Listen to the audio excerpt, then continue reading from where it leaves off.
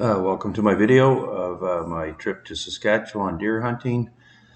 I'm from New Brunswick and I've gone to this particular camp on two occasions and to travel through Toronto.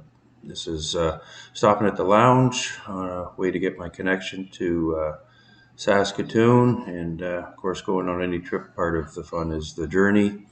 But unfortunately, traveling is not something I overly enjoy, especially these days with the airports and all the cancellations and whatnot. But that's part of the reason that when you go to these camps, at least the camp I go to, they want you to get there a day early just so there's no issues around travel.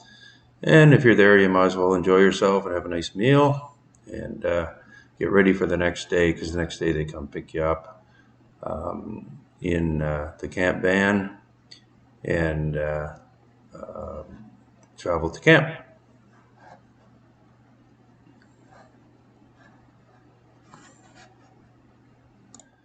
The trip's nice. It's about 4 hours from the camp I was at, through the prairie lands and of Saskatchewan. I had so, like I say, this video is actually two trips.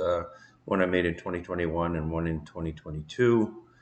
And it is nice to see some new scenery. And there, when you get into camp, or when you get into the airport, actually in Saskatoon, there's you can tell there's a lot of hunters. There's a lot. Everyone likes to travel with their camo on, so you know a lot of people are coming to Saskatchewan deer hunting. It's about, like I said, 4 hours for us to get to camp. It's actually an enjoyable drive. Get to meet some of the other hunters that are also in the van. Some people do drive there with their own vehicles. As you can see from the roads, you want to make sure you've got a four-wheel drive to get in, because once you get up to the woods, the roads aren't, they're woods roads and they aren't cleared the same as you'd expect on a highway, obviously.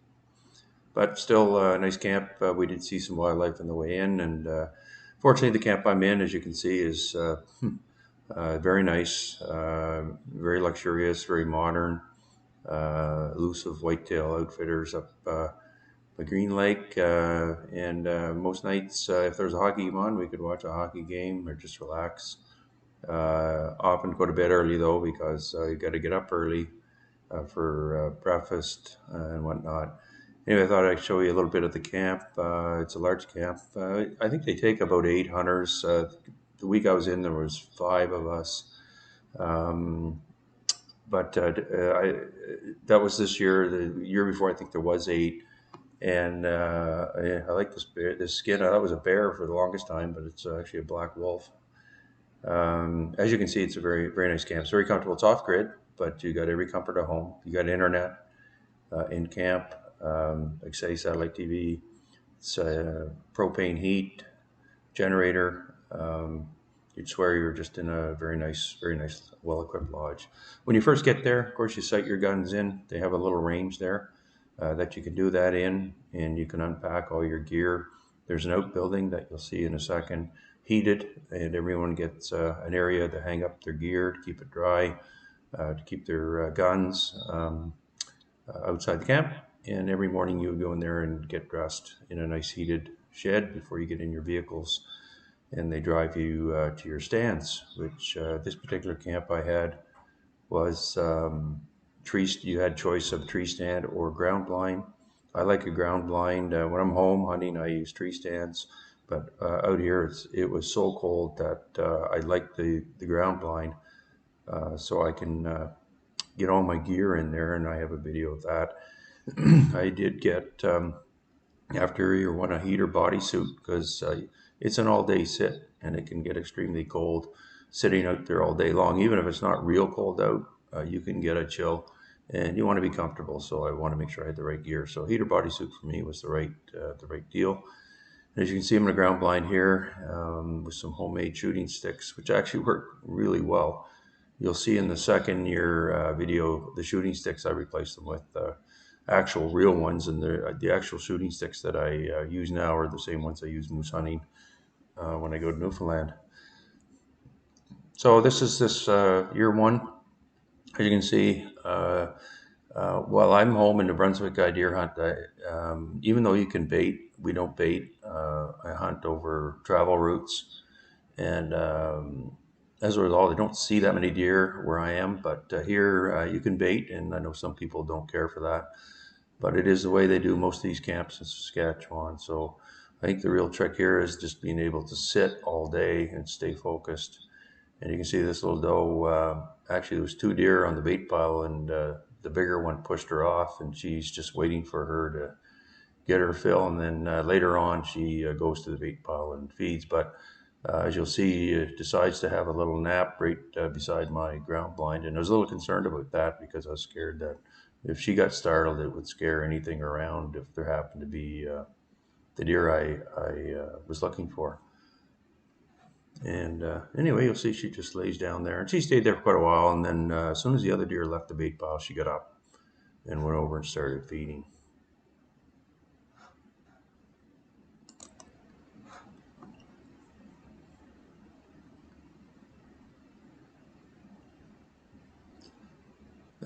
In the course of a day, it really varies on how many deer you might see. I remember the first year at this particular stand, it was I ended up shooting my deer on the second day, but I must have seen 15 to 20 deer every day. Now, I didn't see that many bucks, but there's a couple of pictures here. There was a few bucks that did come in. There was one really nice, I'm guessing it was about a 10-point deer, but it's first day. I didn't really know what to expect, so I didn't want to sort of shoot the first thing I saw, so I didn't shoot it. And as it turned out, it was the right decision. And part of the problem here in Saskatchewan, the deer are so big that it's kind of deceptive.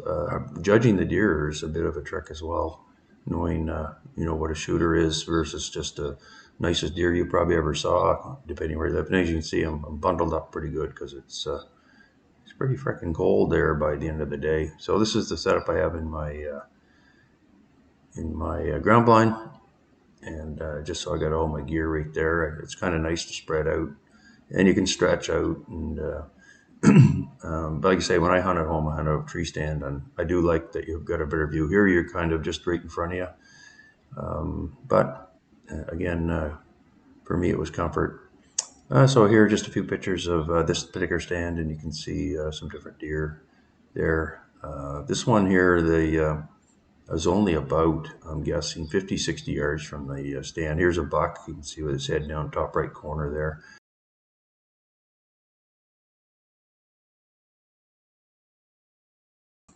So here's the deer I did get.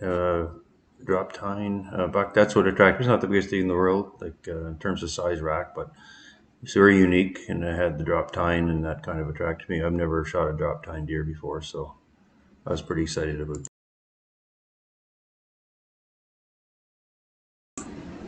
And here's the hang up and look after it. And I just thought I'd show a couple pictures, some of the food that they serve. Man, it's good. You're not going to lose any weight at this place. It's top notch on the food. This is the ground blind I used for my second hunt, which was in 2022. A little further away from the bait pile, about 80, 90 yards, but got a nice open area. You can see a long ways. And this particular one, first day, I only seen two deer all day. And I do think there was some wolves around. I did see a coyote that day as well. I think it was keeping the deer away. But on day two, I lost track, 25 or 30 deer, some really nice big bucks. But again, I passed them up and ended up getting my deer on the Wednesday around 11 o'clock in the morning. Everyone else in camp had already tagged out. I was the last hunter still out there, and really cold day on that third day. But as it turned out, it was a pretty good deal. And that third day, I actually only seen three deer, but I did see the one I wanted, and you'll see it here in a second. I just a little bigger this time. The one last year I got was 253 pounds. This one was 271. It was a good size animal. And so we were all tagged out. So on Wednesday night, we had a little celebration. Here, I'm just going to show you some pictures of various deer pictures to finish things off here. And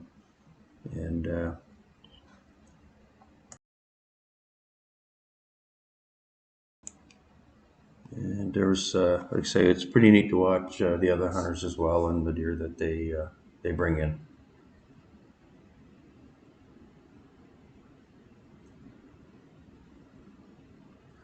This particular camp, you don't have to get a certain size. It's up to you what you think's a good deer for yourself. They do encourage you, obviously, to shoot the bigger, older bucks, and most people do. At least the time I was there, all the deer were good sized deer. But like anything, it's time to go home. So same route back. You stay in a hotel overnight, and they get you back to your hotel around 4 or 5 o'clock in the afternoon. And because people can hunt that last day till Saturday at noontime, and then you pack out and fly out the next day, which I did. Anyway, if you're going to hunt in Saskatchewan, hopefully this helps. Glad you decided to come with me and watch my video. Thanks very much.